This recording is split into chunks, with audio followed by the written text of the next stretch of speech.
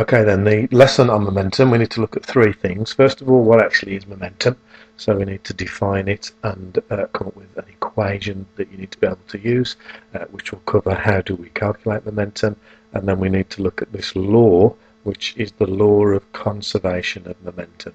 Absolutely crucial for you to understand the law. It's the basis of many of the questions, and we can do some interesting calculations about what happens when things interact, normally in collisions.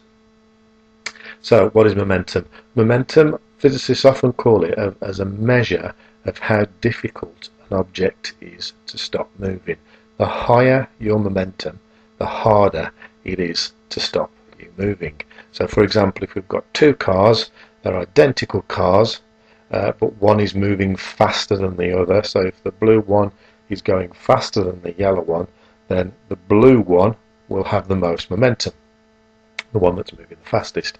If we then pile up one car with full of luggage, so let's say we make the yellow car full of luggage but the blue car without any luggage, and if they both go at the same velocity, then which will have the most momentum? Then it's going to be the one with the most luggage in the heavier car. So the momentum's to do with how much mass and how fast it moves. So the bigger the mass and the faster something's moving, the harder it is to stop. So we say it's got the greatest momentum. Onto the equation. This is the equation that you'll be given. It's momentum equals mass times velocity. So there's three parts of this equation. If we look at the mass must be measured in kilograms, so always convert to kilograms if you've got a question. Velocity, as we've talked about in previous lessons, must be measured in meters per second. You'll normally be given it in meters per second, so always make sure. And finally, momentum has got some strange units. It's these units of kilogram meters per second, which really is the fact you've multiplied kilogram multiplied by meters per second. So the units of momentum are kilogram meters per second. So let's do a quick question just to make sure you've got the main idea. If you've got this huge aircraft carrier, it's got a mass of 1,000,000 kilograms. That's one with 6 noughts after it, and it's travelling at a velocity of 15 meters per second. What is its momentum? So there's the equation. Momentum equals mass times velocity. We'll put our numbers in. 1,000,000 times 15. Multiply that in our calculator, and you get an answer of 15 million kilogram meters per second. Okay, with momentum, we need to talk about this law of momentum. This thing's called Newton's cradle. You might have seen it in lesson, or you might have seen it before. If it's an animation, but if I kind of move this end ball out and it swings into the others, then you can see what happens is that as this ball collides with these, it's as if somehow the movement is passed through these.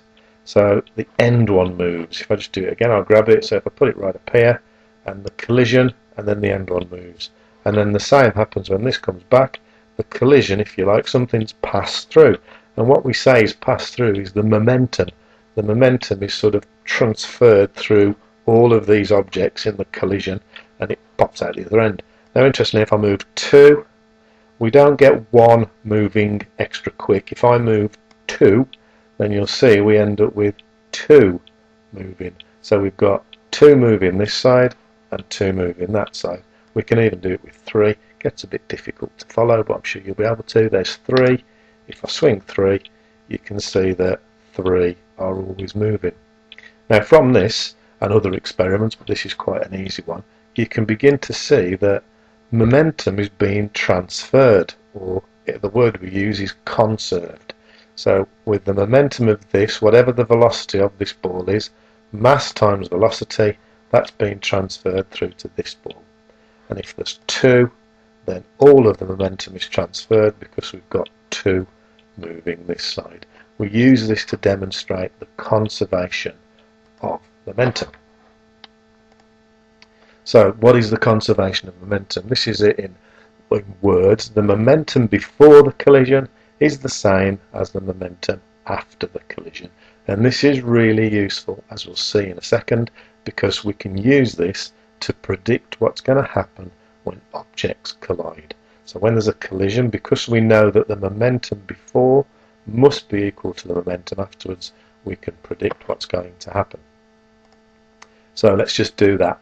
If we've got a nice simple one to start with, we've got two objects. This 6 kilogram object is moving at 3 meters per second, and it hits a 4 kilogram object which is moving at 2 meters per second. So if I just move the presentation on, there you go, I've stopped it. You can see what's going to happen. The 6 is going to collide with the 4. Now the one thing that we do know is the momentum before must equal the momentum afterwards. So I want us to find out how fast, what velocity will these be moving at after the collision. So I want to find out how fast that is going. The 6 and the 4 stuck together there. I want to find out how fast that's going. Okay, so we've got 6 kilogram moving at 3, 4 kilogram moving at 2, they collide, and I want to know how much this 10 kilogram moves at. So let's do it. The momentum before must equal the momentum afterwards. Now the momentum before is 6 kilograms moving at 3 meters per second. So 6 times 3, which is mass times velocity. And I've also got to add on the momentum of the other block, which was 4 kilograms moving at 2 meters per second. So momentum is 4 kilograms moving at 2. So 6 times 3, and I've got to add on 4 times 2. Okay, we'll come back to that. Now what do we know afterwards? We don't know the velocity. That's what we're trying to work out. But we do know that we're going to have 6 kilograms stuck together with 4 kilograms. So we know that our mass after the collision is 10, which is 6 plus 4 kilograms. And I'm using here just the letter V because I don't know the velocity. So it's like algebra. I'm saying that my momentum afterwards is 10 multiplied by V. Don't know what V is, but we're going to find out. Okay, so if we do the maths here, 6 times 3 is 18, and we're going to add on 4 times 2. So 18 plus 8 gives us 26. And here I'll just write it again, so I know that 26 equals 10 times this unknown velocity. Right, so the final line, this is where you need to bring out your calculator maybe. We know that 26 equals 10 times V, so what is V? Well, it depends on how your maths is, but what I do is divide both sides by 10.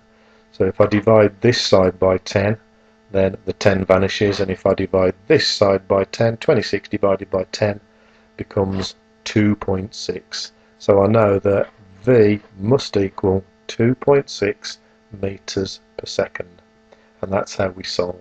We started off with the momentum before, we made it equal to the momentum afterwards, we had an unknown letter, but that's fine and we've solved it. Okay, we need to think about now if things are not travelling in the same direction, and we need to know this idea of what's called a vector. Now, what a vector is that velocity can be positive or it can be negative. Now, a positive velocity normally means that something is moving left to right, just like it is there. Now, a negative velocity we usually take from going from, I'll wait for a second, right to left, which is there. Now, see, it's got negative. Okay, so usually we take things moving to the right as being positive and to the left as being negative. Now, because velocity is negative, momentum can also be negative, because momentum is mass times velocity. So if you've got a negative velocity, you're going to have a negative momentum. So our 3 kilogram block moving at 4 meters per second, when it's moving this direction, when it's moving to the right, it's got a momentum of plus 12, and when it's moving to the left, it's got a momentum of minus 12. So let's try and put this into a calculation. So, example, moving in opposite directions. Let's have a look at what we're trying to solve. Here's the collision. So we've got 2 kilograms moving at 6 meters per second, which is to the right, and I've got 1 kilogram moving at minus 3 meters per second, which is to the left. That's the collision that we're trying to solve. Okay, so once they've hit each other, I want to know what happens next. So I want to know the velocity of the final block moving. So if we let it go, I want to know how fast this lump is, this 2 plus 1 lump of mass is moving at. So we know what this is moving at, We know what this is moving at, but I want to know how fast they are moving after the collision. So let's do the same again. We're going to say momentum before must equal the momentum afterwards. Now, before we had 2 kilograms moving at 6, and we had 1 kilogram moving at 3. So I'd write this as 2 times 6, mass times velocity, added together with 1 times minus 3. The minus because this velocity is to the left. So I need to remember to put that minus in. Now my momentum afterwards, all I know is that the total mass will be the 2 kilograms and the 1 kilogram stuck together, which is 3 kilograms, but I don't know the velocity. So 3 times v, I've just left this as. Okay, let's see if I can sort this side out. I'm going to say that this lot equals 9. Now how do I know that? 2 6s are 12, so keep that in your head. 1 times minus 3 is minus 3, so I've got to say 12 added on to minus 3. From your maths you might know that 12, a plus and a minus is a minus, so 12 minus 3 is 9. The total momentum after is still 3 times v. Now if I know that 3 times v equals 9, I'm hoping you can either see that in your head, or if you divide both sides by 3, you get the velocity as being 3 meters per second. Okay, and finally, just to look at, sometimes with momentum questions, you need to have the idea that things aren't moving at the start. So if we're not moving at the start, then how on earth can momentum be conserved? So we've got 2 skaters here, and what they're doing is they're going to push against each other, and as they push against each other, they're going to move in opposite directions, and we need to work out, well, how on earth can momentum be conserved? So if we just play and have a look, let's see if they push off. So if they push away from each other, then let's see what happens. Now Jack is this person here, and Holly is this person here. So it looks as though Jack weighs 60 and Holly weighs 40. Now initially they're both not moving, so their momentum at the start is 0. If you are not moving, your momentum is 0. So there is no momentum at all at the start. What will happen when they push each other away? Well, if we have a look, they move in opposite directions. Now Holly, let's look at Holly first. Taking that movement to the right is positive. Holly moved away at 3 meters per second, and it's plus because it's to the right. So Holly's momentum is mass times velocity, 40 times 3, which should give us 120 kilogram meters per second. So using this information, we should be able to work out how fast Jack moved away. All we know is that if Holly's momentum afterwards is 120 kilograms, then we must know that Jack's momentum has got to be minus 120. Well, how do we know that? Because before there was 0 momentum, so afterwards there must be 0 momentum as well. So if you add on 120 to minus 120, you get back to 0. So we know that Jack's momentum afterwards must be minus 120.